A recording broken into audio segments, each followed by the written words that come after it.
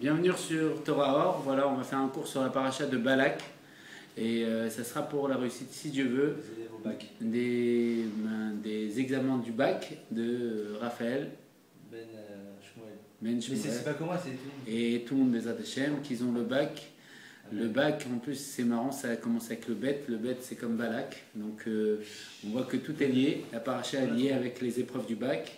Il commence le bac, la paracha Balak. Et on sait très bien, comme le Zohar va le définir, que dans la première lettre du prénom, il y a tout le prénom. C'est-à-dire, dans la première lettre du mot, il y a tout le mot. Et la première lettre du Sefer, de la paracha, c'est bet. Bet, c'est Balak. Et la première lettre du bac, c'est bet aussi. Et donc, c'est quoi ce bet? C'est qu'on est deux. Deux, c'est quoi? On sait très bien que la paracha Balak fait référence à quelque chose. Et on va faire peut-être le cours comme ça, parce que c'est Hashgacha Pratit. Ce qui se passe, c'est tout Hashgacha Pratit. Et le dévoilement de la Chassidut, elle est venue apporter trois choses. La joie, Avat Israël, l'amour du prochain.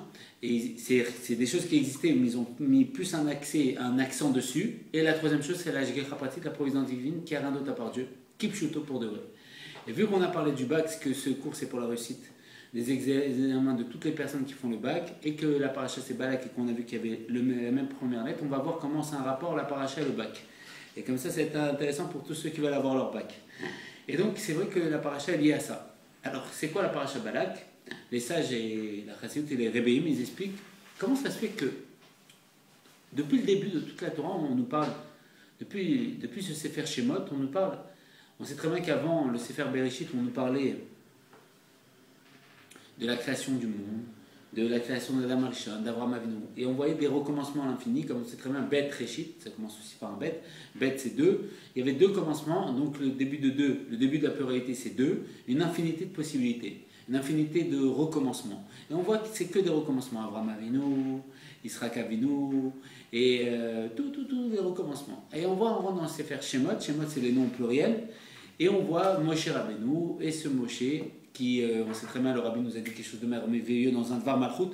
Moshe, ça s'écrit Mem Shin et à l'envers, ça s'écrit Eshin Mem. Eshin Mem, ça se prononce Hachem, le nom. Et on voit que le Sefer Shemot, c'est le Sefer des noms pluriels, et le nom qui est Hachem, donc Moshe à l'envers, va libérer Shemot, les noms au pluriel. Le nom lui-même, au singulier, va délivrer les noms pluriels. Pourquoi? Parce que le nom au singulier, c'est qu'on sait très bien que les noms pluriels, c'est juste une apparence, un dévoilement de Dieu sur terre. Pourquoi? Parce qu'en vérité, il n'y a qu'un seul nom. Un nom au singulier. C'est pour ça que Moshe, dans Moshe, il y a toutes les âmes.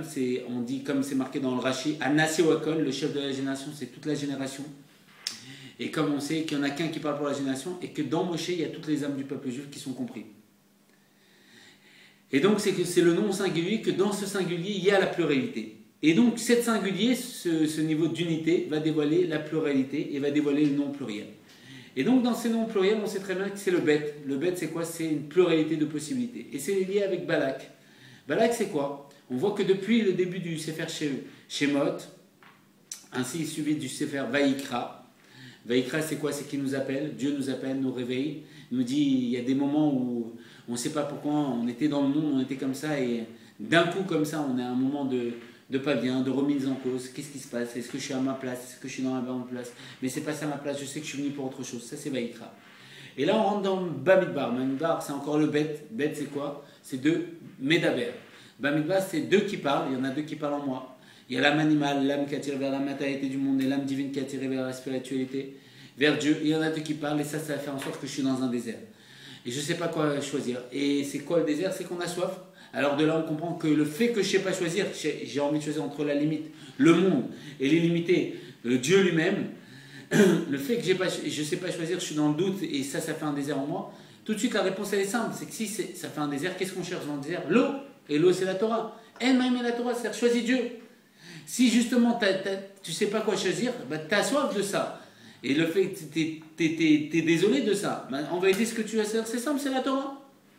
Et donc, qu'est-ce qui se passe dans ce Sefer, dans cette paracha qu'on arrive, qui est Balak? On n'arrive pas à comprendre quelque chose. Les sages nous disent, comment c'est possible? Le rabbi nous dit, on n'était qu'avec le peuple juif, on est en train de parler de Korah, qui s'est levé, qui s'est rebellé contre Moshe. Et qu'est-ce que ça veut dire Korah s'est levé contre Moshe, s'est rebellé? On sait très bien que Korah, le rabbi va dire quelque chose d'extraordinaire, il va lui trouver du mérite, parce que le rabbi il a dévoilé la chassidoute. La chassidoute, ça vient de l'étymologie de chesed, la générosité. Et la générosité, c'est de voir que tout est le bien. On sait très bien que la chassidoute, elle est venue dévoiler quelque chose de tout à fait nouveau. C'est qu'avant, il y avait la Torah de Etz Hadat, la connaissance, la Torah de la connaissance, de l'arbre de la connaissance, qui est l'arbre que Adam a mangé, qui a fauté avec cet arbre-là. Et comme il va dire dans un parasha Chukat, Adam lui-même, il va dire à Dieu, toi tu as dit que moi j'ai apporté la mort sur terre, mais toi tu as donné la Torah et la Torah précède le monde. Et dans la Torah il y a marqué l'homme qui va mourir dans le Ohel, dans la tente. Donc tu vois que la mort a été avant moi, avant que moi j'apporte la mort. Donc c'est pas moi qui ai mis la mort, toi tu l'avais apportée. Et donc c'est quoi? À ce moment-là, dans cette paracha, dans ce Etz Hadat, ça c'était la Torah telle que l'homme la voyait, telle que la limite, telle que le monde limité la voyait. Et le Etz HaChaim, le fruit de la vie, qui a été caché pendant des millénaires, qui se donnait qu'à des gens exceptionnels, des gens qui étaient complètement détachés de la matérialité, qui étudiaient comme ça dans des endroits perdus, isolés, à l'image du Harizal, qui avait une petite maison au bord du Nil, en Égypte, et que là-bas, il avait une élévation tout à fait particulière, il montait dans les mondes spirituels, il a étudié avec Aaron à Cohen. En Égypte? En Égypte, bien sûr. Mais c'est pas la source de il y avait effectivement, le Rambam, il avait dit, mais il y avait des familles qui habitaient là-bas, mais pas de façon définitive, parce que définitivement, ils avaient toujours l'ambition de revenir en Israël. Et donc, qu'est-ce qui se passe? Ces âmes particulières, ils étudiaient ces secrets de la Torah, le fruit de la vie. Et ce fruit de la vie, c'est un fruit de la vie qui est éternelle, et on sait très bien que Torah Chaim, la Torah est appelée vie. Et donc, c'est une nouvelle façon de voir. On sait très bien que la Torah qu'on avait, c'était comment l'homme voyait la Torah. Et que la chassidoute, c'est comment Dieu voit la Torah. Et comment Dieu voit la Torah, Dieu, on sait comment c'est la source du bien ne veut faire que le bien. Et donc, c'est-à-dire que c'est une Torah que de bien, que de positif. Et même dans Korah, le rabbi va nous dire que c'est positif. Qu'est-ce qu'il voulait Korah? Korah, il voulait apporter Mashiach. Quand il est venu se rebeller contre Moshe, il est venu dire, oui, c'est pas normal qu'il y a Aaron à Cohen, c'est le grand prêtre, et que toi, Moshe, tu sois le roi. On est tous pareils. S'il y a un homme Mivedo, Kipchuto, on est tous Doshim, on est tous ça, on est tous pareils. Et il est venu, il a réuni 250 personnes. Pourquoi 250? La question se pose, pourquoi 250? Il aurait pu prendre 270. Comme on sait que la Torah est très précise, que chaque lettre elle est importante, que surtout en chiffres, c'est pas pris au hasard, parce que chaque lettre elle a une valeur numérique. Pourquoi 250? Parce que 250 en vérité c'est quoi? 250 c'est Kol Almin. C'est quoi Kol Almin? C'est tous les mondes. Il a pris tous les mondes de Gdusha, tous les mondes de séparation, tous les mondes de divinité. Il a pris tous ces mondes à témoin, il a dit à Moshe, regarde, tous les olamot, tous les dévoilements infinis de Dieu, ils sont avec moi pour dévoiler qu'il n'y a rien d'autre à part Dieu. Que quoi? On est tous pareils. Tous ces mondes, tout ça, réunis, c'est tous pareil. Pourquoi?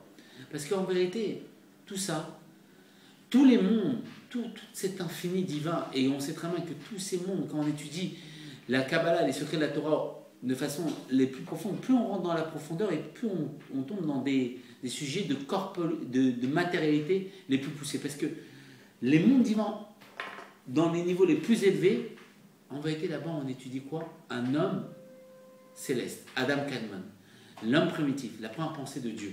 Et on étudie la barbe d'Adam Kadmon, les cheveux d'Adam Kadmon. Quand on dit que on entend d'une oreille, ça rentre d'une oreille, ça sort de l'autre, ça vient d'Adam Kadmon, ça. Pourquoi? Parce que l'oreille droite d'Adam Kadmon, elle entend, elle reçoit, et l'oreille gauche, elle fait en sorte de ne pas recevoir, elle n'entend pas. Et donc tout vient d'Adam Kadmon. Et ça c'est la volonté générale du peuple juif. C'est la volonté générale de toute la création. Et cette volonté générale de toute la création qui est Adam Kadmon, c'est qu'en vérité Dieu il a voulu ce monde pour un homme matériel limité dans ce monde. Et c'est ça. C'est-à-dire qu'en vérité tout ce monde, tous ces mondes divins à l'infini, c'est pour nous. Et c'est ça qu'il est venu dire quoi. Tous ces mondes, Kol Almin, tous les mondes spirituels, vu qu'ils ont fait à l'image d'un homme, dans les mondes détails, les cheveux, la barbe, tout, c'est pour moi qu'il soit sur terre. Et c'est pour chacun. Et c'est ça Mashiach. Il est venu dire, et c'est ça l'essence de Mashiach. Et donc il voulait apporter Mashiach. Mais c'était pas le temps. C'était pas le temps. Pourquoi? Parce qu'il fallait ce travail qui était le fait de faire pénétrer Dieu dans les endroits les plus bas, les plus élevés.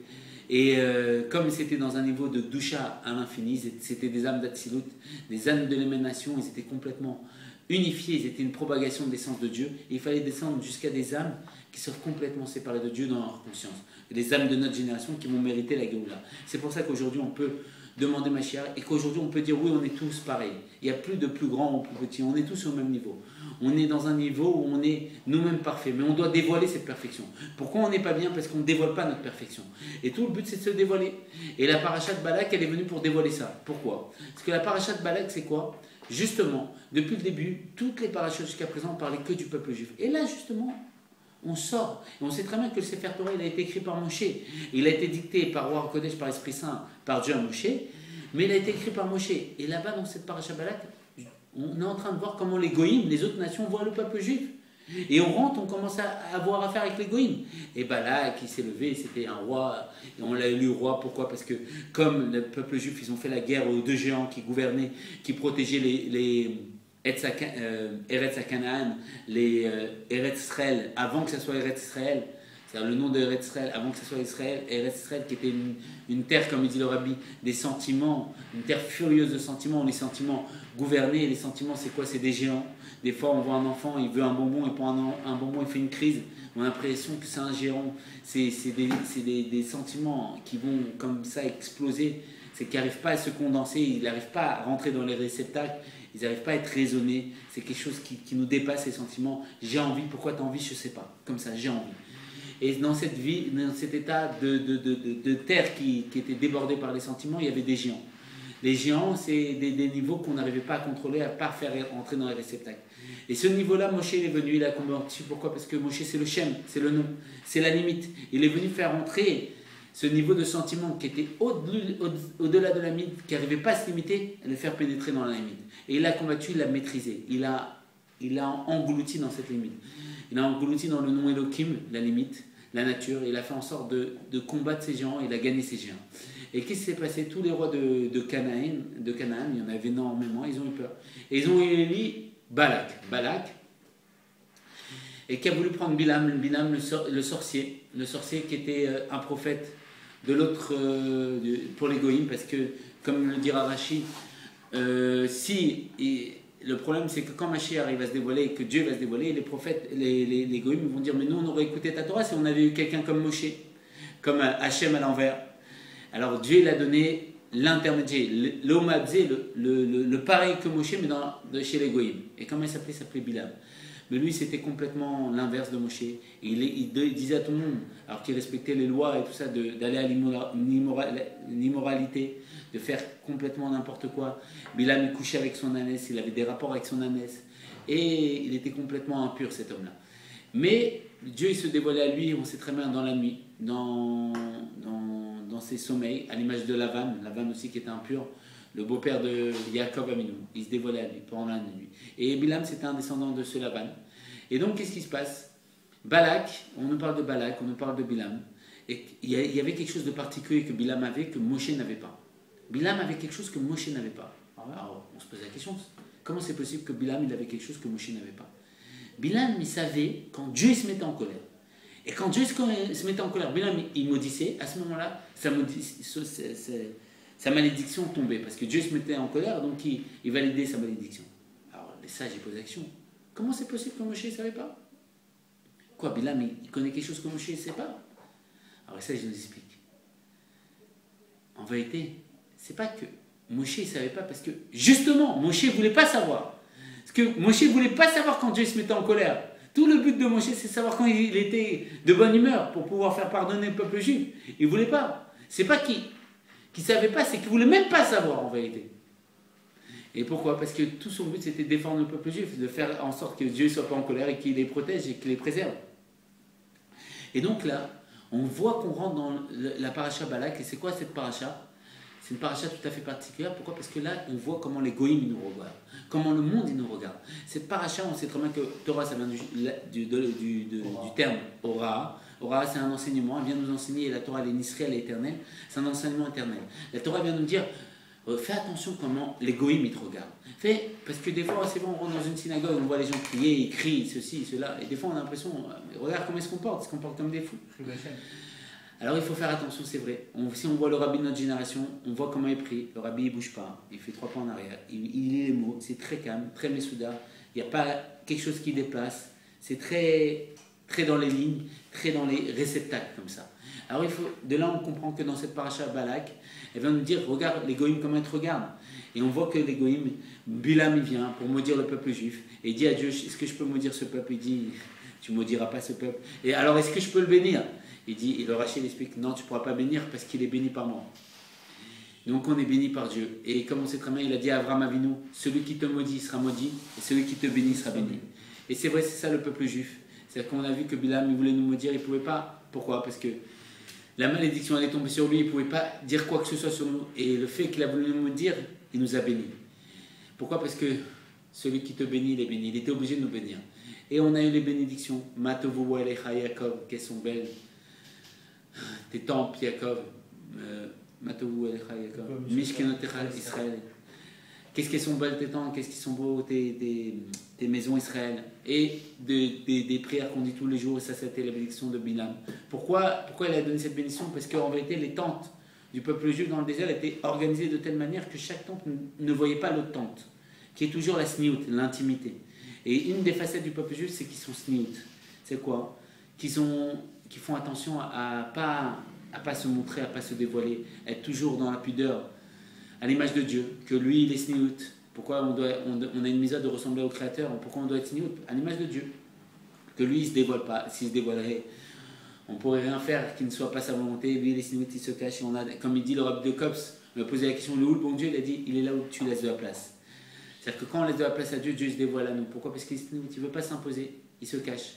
Et comme on sait très bien, le Rabbi Ben Chetrit qu'on salue, il a dit quelque chose de très marrant une fois dans un cours, il a dit, pourquoi les femmes ils ont la misère de sniout? Parce qu'elles sont tout le temps à découvert. C'est-à-dire qu'en vérité, il faut être sniout, il faut être pur, à l'image de Dieu, Dieu qui est pur. Soyez saints, Kedoshim, parce que moi je suis saint.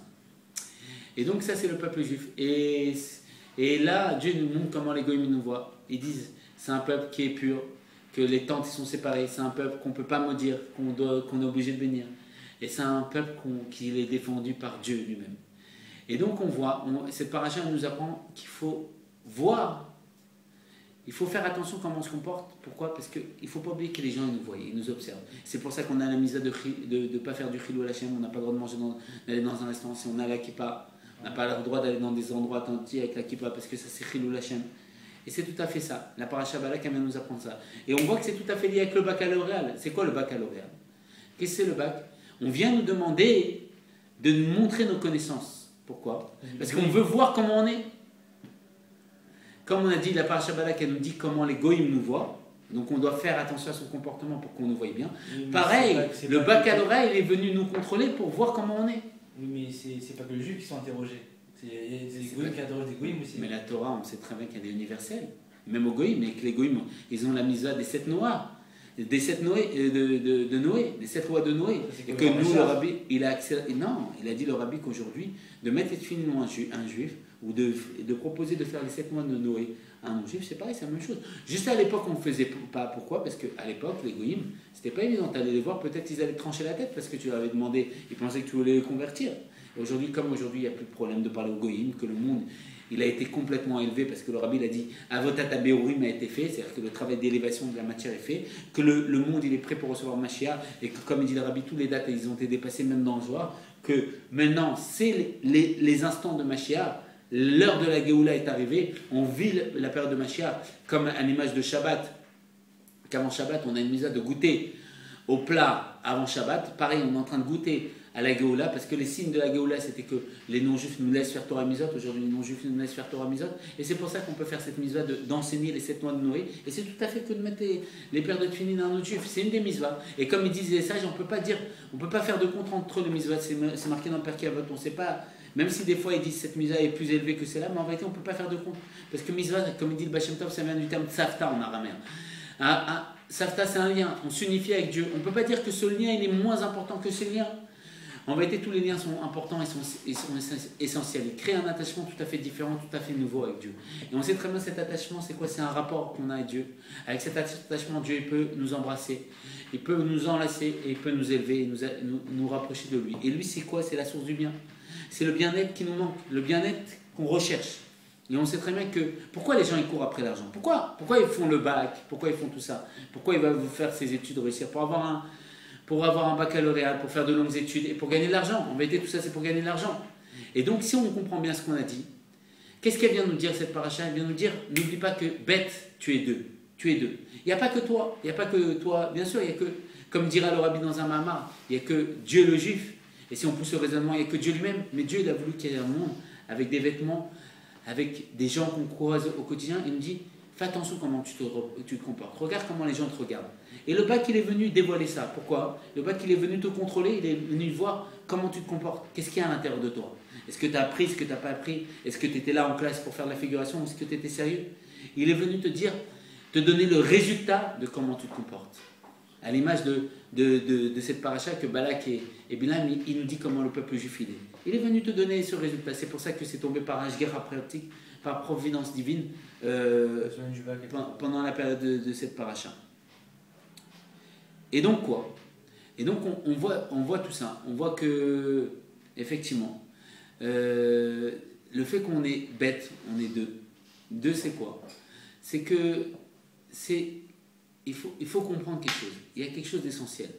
C'est que cette paracha de Balak, elle vient nous dire, n'oublie pas comment on t'observe.